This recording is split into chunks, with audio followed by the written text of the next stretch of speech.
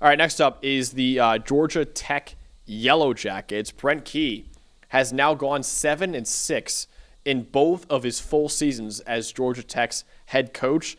That's the first time the Yellow Jackets have had back-to-back winning seasons in a decade for that program. Georgia Tech's offense was the biggest reason for their success last year, one of the 25 most efficient in the country in terms of EPA per play.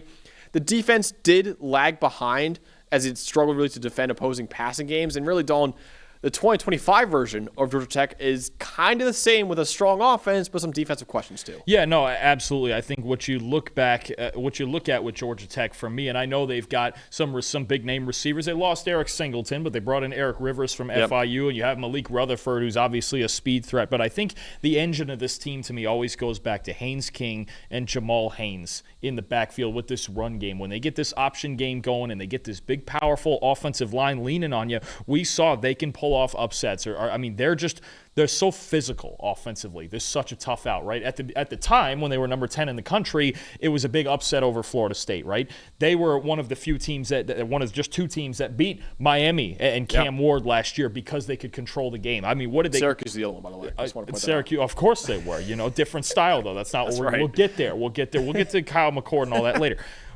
When you look at the way they played Georgia, what that game? It was 6 overtimes? Yeah. They took it on the wire. They were physically, they can play with teams like that, with Georgia, with defensive lines like Miami. That's what you're looking at with this Georgia Tech team. Ball control, they want to hold the football for 40 minutes of the game, 40 out of the 60 minutes. Haynes King is back. Jamal Haynes is back. That's the biggest reason of success for me. They can run the football and they can control the ball game. Absolutely, yeah. I think that's the biggest strength of the team. Haynes King's the top 5 quarterback in the conference. Jamal Haynes is the top 10 running back in the nation.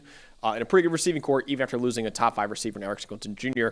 Pass defense, though, really struggled. Last year, they were 116th in pass rush grade and 106th in coverage grade. And they lost 3 of their 4 pressure leaders from last year and their best defensive back in cornerback Warren Burrell, too. So a pass defense that really struggled, was easily outside the top 100 in pass defense last year. And they lost a lot of key players from that pass defense. I'm worried about how they're going to defend opposing passing games next year. I absolutely agree. I think last year it was funny because I remember doing this preview last year, and we came into it going, boy, it's their run defense. They got a pretty good secondary, and their run defense is a problem.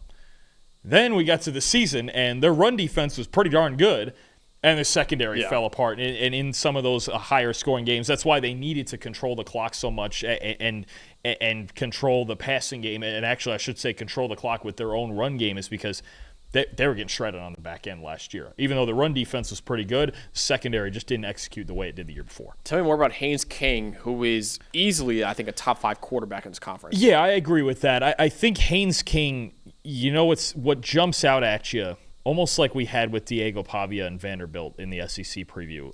It's just gritty, man. Yeah. Hey, it's just so darn tough. Even last year, he played a lot of last year with a bad shoulder, and it was even the Miami game, he couldn't throw. They were putting, was it Aaron Philo they were throwing out there? When they had to throw the ball, they were taking Haynes King off the field at one point. But the toughness that he continued to play with, continued to run the football with, all the way through, like I said, the Georgia game, and barely losing that game, and that got wild. But I think what you get with Haynes King, you get a dynamic, explosive running threat in the option game. Last year, you know what I wanted to see last year coming into the year was better ball security. Responded with the lowest turnover-worthy play rate in the country, 1.1%. So if you've got a quarterback that's leading the nation in turnover-worthy play rate and is a dynamic runner and a dynamic rushing offense, you would talk about ball control. Yeah. That's what you're getting with Haynes King, and he still throws a pretty nice deep ball as well, right? Now, again, if he's fully healthy, that's where you'll see that more often. I think he's going to have to make an adjustment with Eric Rivers instead of Eric Singleton, but this is what this Georgia Tech team wants to be. Ball control, run the ball, vertical playmakers. The two things I see with Haynes King that have been a struggle. One, under pressure in the pocket, right? 41.1 passing grade under pressure. Last 2 years, tries to throw off platform too much. Stay on your feet, step into the throw, stare down the barrel, make throws downfield, right? Under pressure. 2, red zone. Not great in the red zone over the last 2 years. 84th in the country in red zone passing grade. It's for him, he's more of a vertical passer than a horizontal one. So when those windows get tight, you got the back of the end zone, you're down there in the 10-yard line. Those are the throws he struggles with a little bit. If he can get a little bit better in the red zone,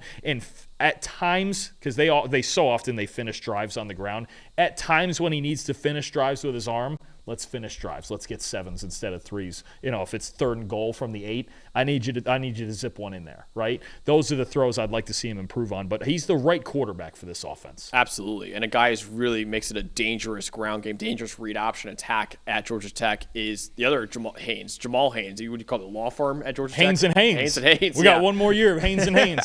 I love that. Jamal Haynes, a top 10 running back in the country for us. He's been one of the most productive running backs in America over the last 2 years.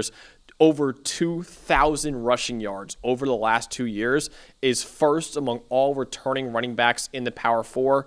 Over 1,100 yards after contact over the last 2 years, is fourth among returning Power 4 running backs. He also has 856 rushing yards before contact over the last 2 years, which is the most of any Power 4 running back. And usually, Dawn, that's an offensive line stat.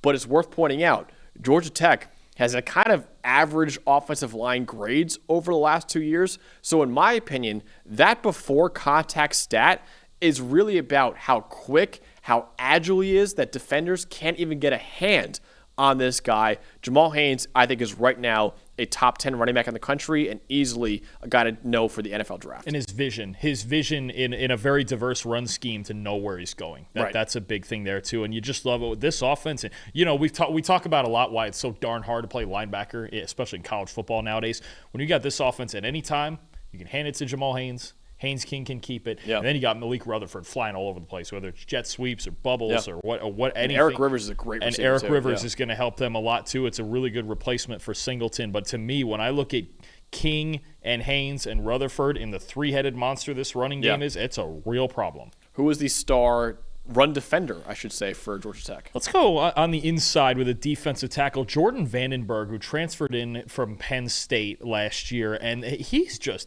an athlete, man. He's switched 6'3", 305. He is twitchy on the inside, 99th percentile PFF game athleticism score, 75.5 PFF grade last year. Very, very good as a run defender. You talk about, again, this run defense getting a lot better last year than I thought it would be. We've talked about the secondary as a weakness, but Vandenberg's a big reason this run defense got better. And I think there's enough potential and enough twitch as a pass rusher that he can improve that as this season goes on. But I think last year was about getting a legitimate amount of reps on the inside there. Jordan Vandenberg, big number 99 in there, he's a guy to watch on the inside. I just think he's got the right amount of athleticism for that 3 technique role in there. He's going to be a problem inside. Yeah, former Penn State player and a former JUCO product too. So really cool to see his career arc as one of the best run defenders now in the ACC. Dawn, the win total, like Florida State, is set at 7.5 for Georgia Tech right now. You going over or under that win total? What's the bottom line for the Yellow Jackets? I mean, they're good. Especially if if the shoulder is healthy all this year, Georgia Tech is good. It's tough because you've got Clemson and you've got the Georgia game, which is always tough. There's a lot of 50-50 games. You know what? We're going to learn a lot, and I think it's another one. Week 1 at Colorado. What a fun game. What a fun game. That's a huge game. I mean, they're playing Virginia Tech. They're at Duke. They went 6-6 or 7-5 last year, was it? Yeah, they've gone 7-6 in back-to-back years now. But I think regular season they were 7-5. 7-5, yeah. I'll take one more win.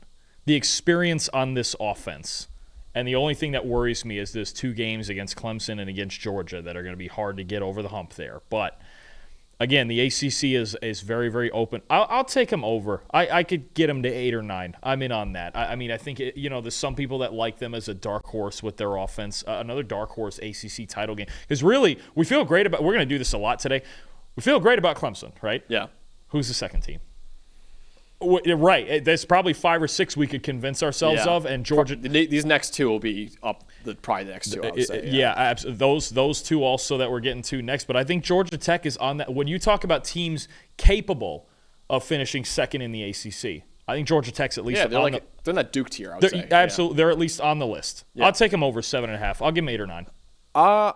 Because I think we've agreed on every single one so far, I'm going to go under. I was on the fence with this one. I'll go under just to be different here because I don't want to keep repeating over and over the same ones. But I think 7-5 is almost not the floor, but I think that's around where I think they could be this year. They have tough games at Colorado, Clemson.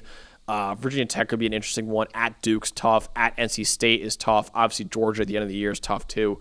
So I'll go under and say 7-5, but I do think there's a chance to go over. If we didn't even talk about it yet, the offensive line is going to be a little bit better. That's the only real question I have in that offense right now, and the defense is going to be a lot better too. The pass defense. So I think those are the two reasons why I'm going under. But I think there's a lot of talent offensively for them to be a dark horse ACC team next year. Hey, thanks for watching another episode of the PFF College Football Show. Please make sure you guys subscribe to the channel. Also, subscribe to PFF Plus at subscribe.pff.com for all of the same data and grades that we use in our show, plus fantasy tools, betting tools, and our mock draft simulator.